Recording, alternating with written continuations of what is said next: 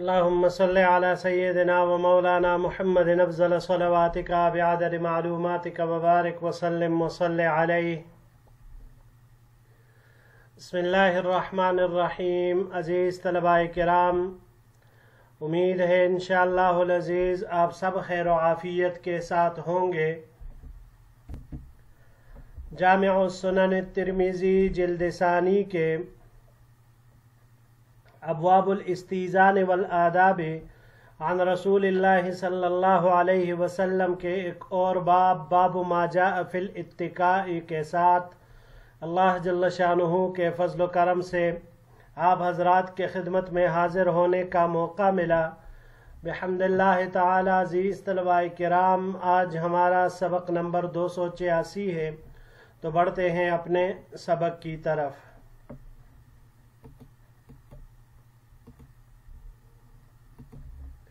باب ما جاء فی الاتقاء، یہ باب تکیہ لگانے کے بیان میں ہیں.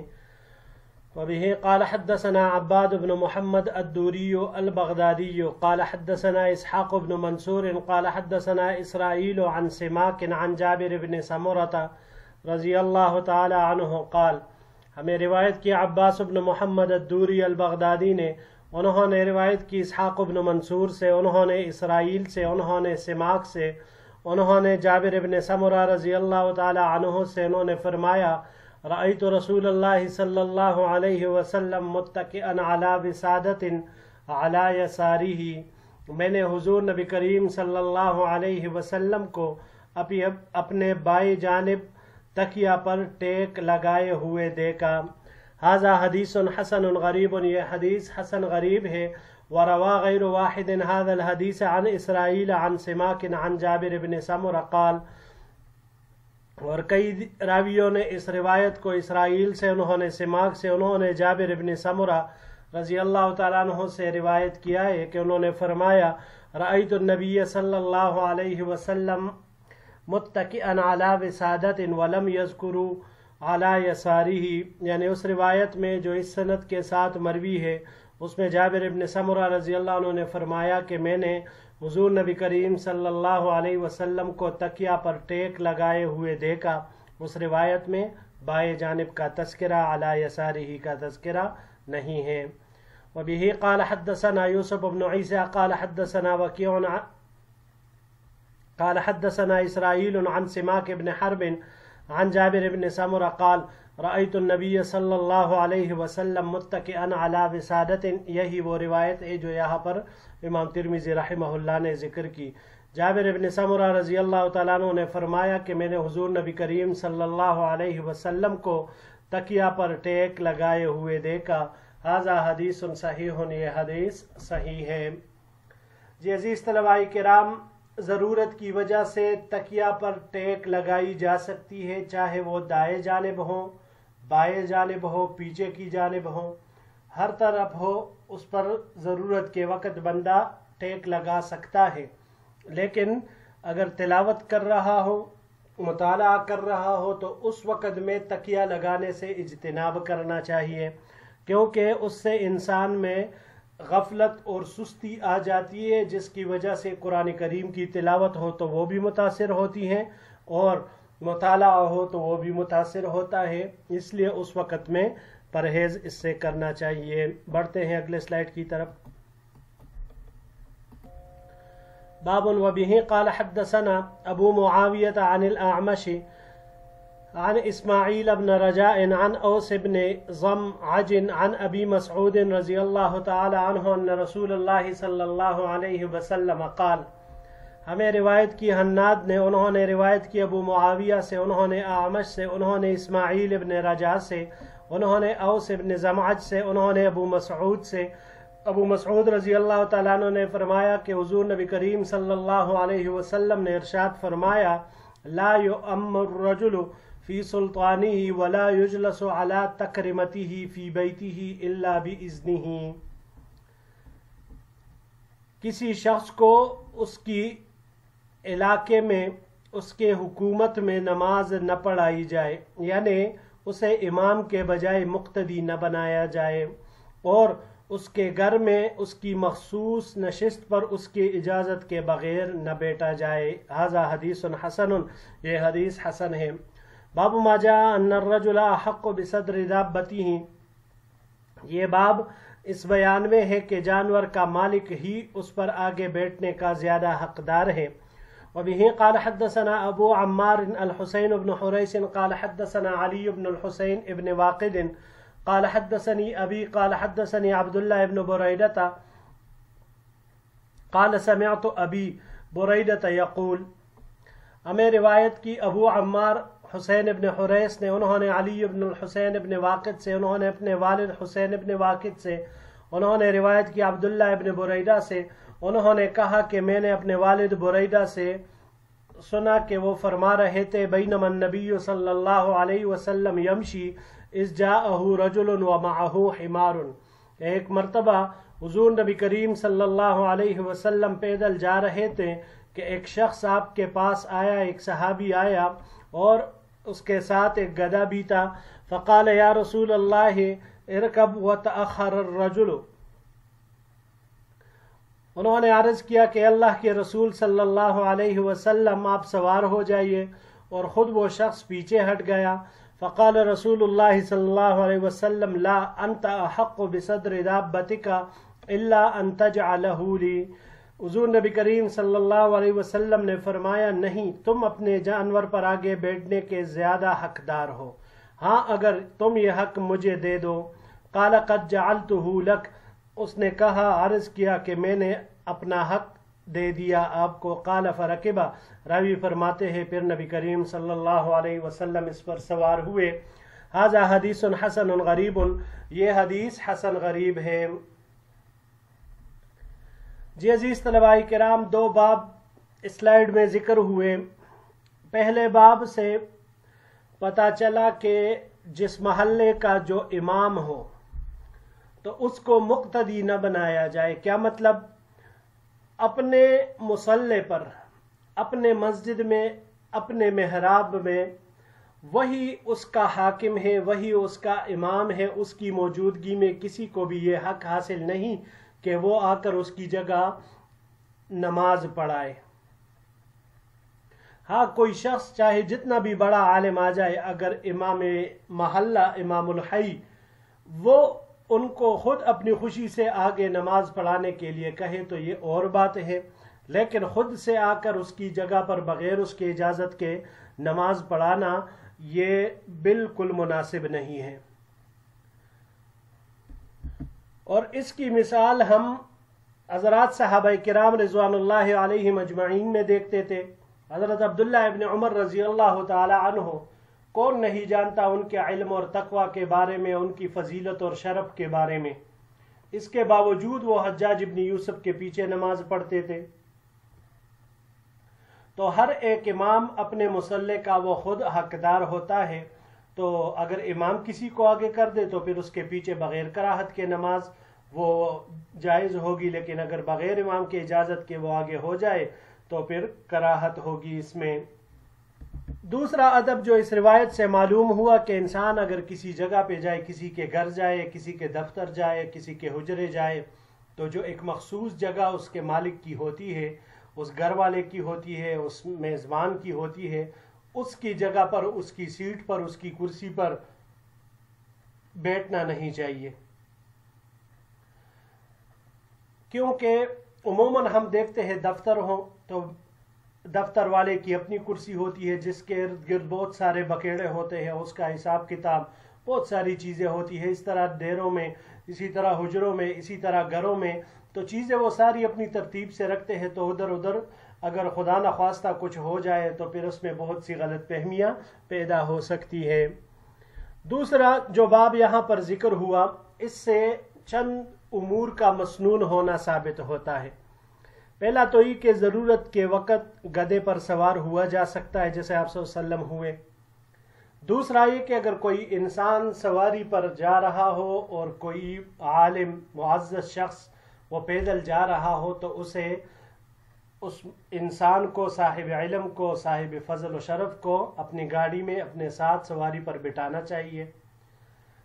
तीसरे नंबर पर यह है कि इस सहाबी ने हुजूर सल्लल्लाहु अलैहि वसल्लम को आगे बिठाना चाहा, आप अलैहिस्सलाम ने फरमाया कि नहीं भाई, आगे बैठना ये आपका हक है, तो आप ही इस पर आगे बैठो। हाँ, अगर आप मुझे अपना हक देते हो तो फिर मैं आगे बैठना चाहूँगा। तो उसने कहा कि मैं इस पर राजी हूँ। तो आप सल्लल्लाहु अलैहि वसल्लम ने गोया अमली तौर पर उनको करके भी बता दिया।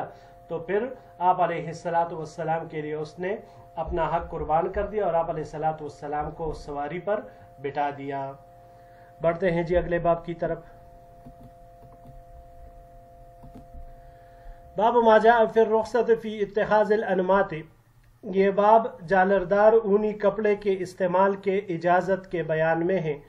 वबिही क़ाल हद्दसना मुहम्मद इब्न बशार क़ाल हद्दसना अब्दुर्रहमान इब्न महदी क़ाल हद्दसना सुफ़यान अन मुहम्मद इब्न अल-मुनकदिर अन जाबिर क़ाल, हमें रिवायत की मुहम्मद इब्न बशार ने, उन्होंने रिवायत की अब्दुर्रहमान इब्न महदी से, उन्होंने सुफियान से, उन्होंने मोहम्मद इब्न अल-मुनकदिर से, उन्होंने हज़रत जाबिर रज़ी अल्लाह ताला अन्हु से, उन्होंने फरमाया क़ाल रसूलुल्लाह सल्लल्लाहु अलैहि वसल्लम हल लकुम अनमातुन, हुज़ूर नबी करीम सल्लल्लाहु अलैहि वसल्लम ने इरशाद फरमाया, क्या तुम्हारे पास जालरदार ऊनी कपड़े हैं?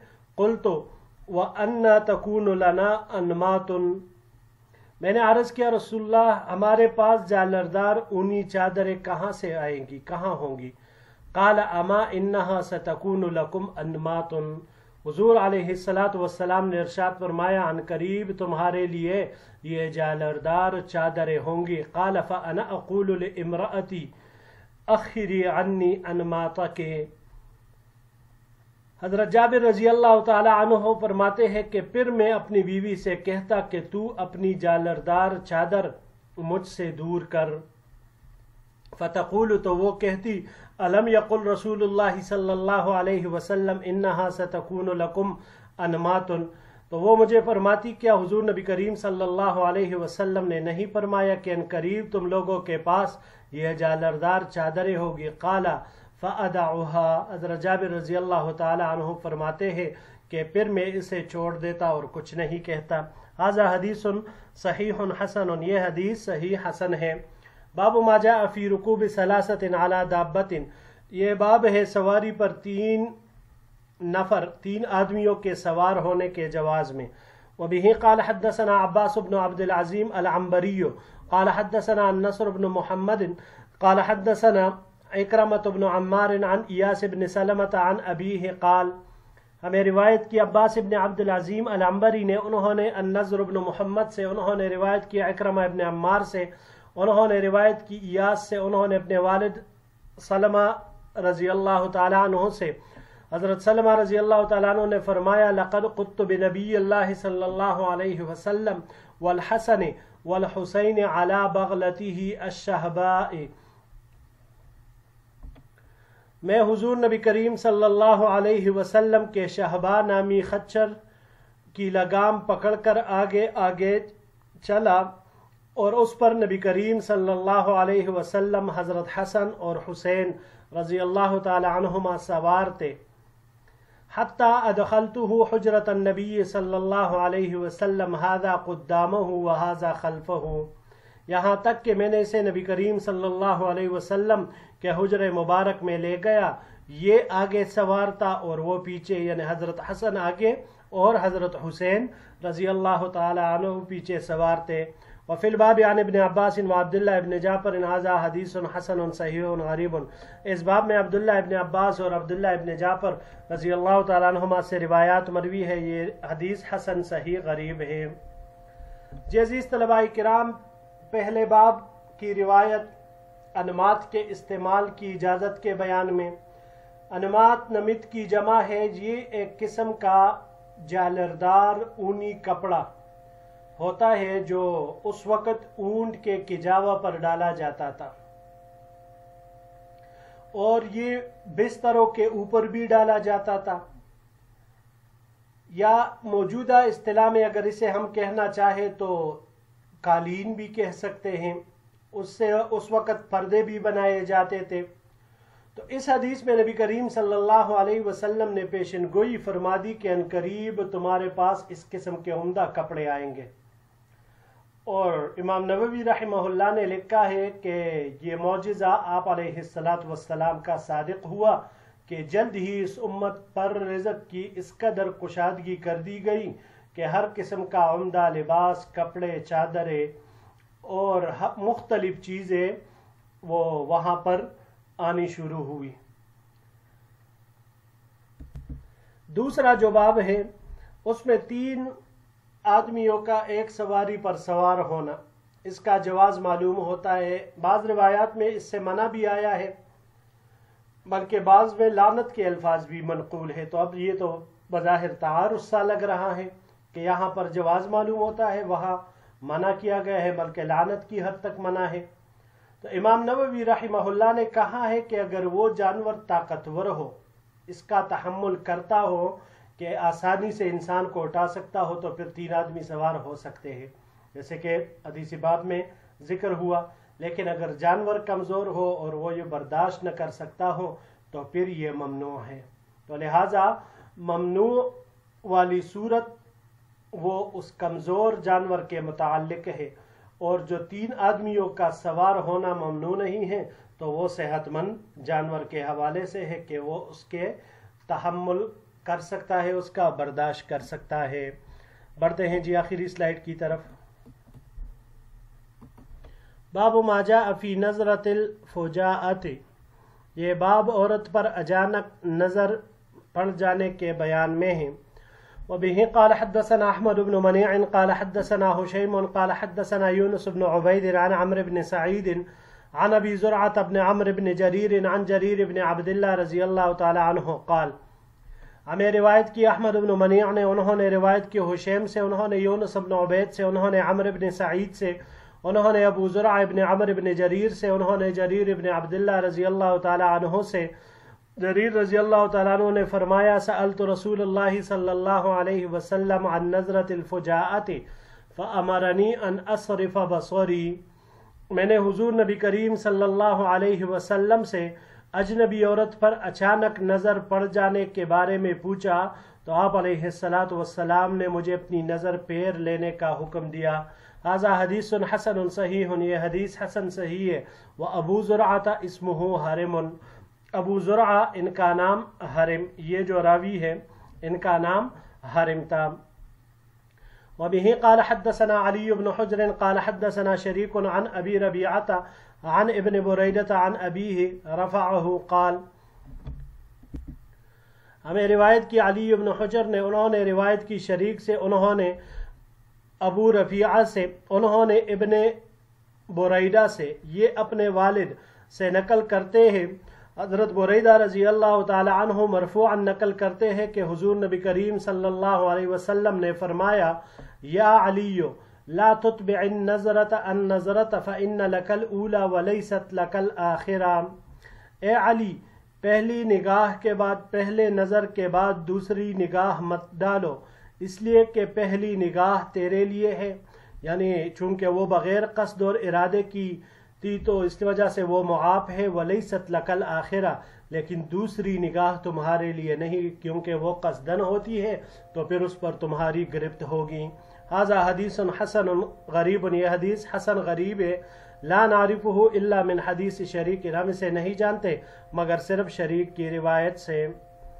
جی عزیز طلباء کرام، جیسے کہ باب سے معلوم ہوا روایت سے کہ پہلی نظر کسی اجنبی عورت پر پڑ جائے تو اس میں اس کے ارادے اور قصد اختیار کا کوئی دخل نہیں ہوتا، تو یہ معاف ہے۔ اس پر سے اس حوالے سے بعض پرس نہیں ہوگی، لیکن اس شخص پر یہ ضروری ہے کہ فوراً ہی اپنی نظر ہٹائے، یہ نہیں کہ پہلے ہی غیر ارادی طور پر کسی پر نظر پڑی اور پھر وہ اپنی نظر کو بالکل جمائے رکھے کہ بھائی پہلی نظر معاف ہے تو اس لیے ابھی میں اس کو جمائے ہی رکھتا ہوں، ابھی یہ نظر نہیں ہٹاؤں گا، تو یہ گناہ ہے۔ نظر ہٹا کے پھر دوبارہ اس کو دیکھنا تو پہلی والی معاف، لیکن دوسرے کے اوپر مواخذہ ہوگا، تو اس صورت میں اپنی نظروں کی حفاظت پھر کرنی ضروری ہے۔ قاضی عیاض رحمہ اللہ فرماتے ہیں کہ اس حدیث سے معلوم ہوتا ہے کہ عورت کے اوپر چہرے کا چھپانا لازم نہیں ہے بلکہ مستحب ہے، اور مردوں پر لازم ہے کہ وہ اپنی نگاہوں کو پست رکھے، لیکن اگر کوئی شرعی وجہ ہو یا فتنے کا اندیشہ ہو تو پھر عورت کے لیے اپنا چہرہ چھپانا ہی بہتر ہے۔ جیسے موجودہ دور میں ہم دیکھتے ہیں کہ چہرے کی وجہ سے ہی، آنکھوں کی وجہ سے ہی بہت سارے ایسے مسائل ہیں جو معاشرے میں رونما ہوتی ہیں، اور پھر بات وہاں سے شروع ہو کر کہاں کہاں پہ جا کے نکلتی ہیں۔ تو اس لیے اس معاملے میں احتیاط کرنا بہت ہی ضروری ہے۔ جی عزیز طلباء کرام، یہی تک ہمارا آج کا سبق تھا۔ انشاءاللہ العزیز زندگی رہی تو اگلے درس میں ایک نئے باب کے ساتھ پھر آپ کی خدمت میں حاضر ہوں گے۔ السلام علیکم ورحمۃ اللہ وبرکاتہ۔